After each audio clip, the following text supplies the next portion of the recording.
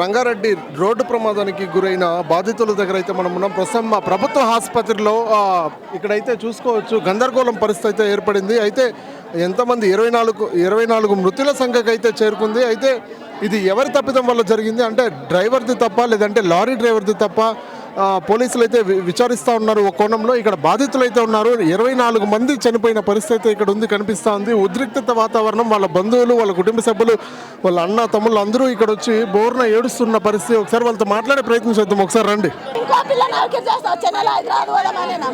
నేను ఇప్పుడు యాపిల్ అంతా చూద్దు యాపిల్ అంతా కాదు నేను ఎవరుతుందో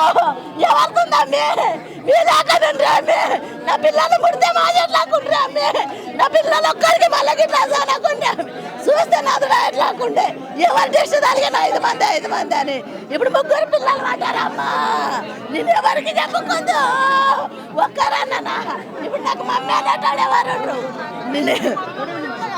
నేనేమి మొక్కదు నేను దేవునికి అంతమ్మా ఇవాళ నా పిల్లలు ఆడతారు ఎలా ఉంటారు. అమ్మా చెప్పండి, మీ రిలేటివ్స్ ఎవరైనా ఉన్నారు ఇక్కడ? మా అక్కని.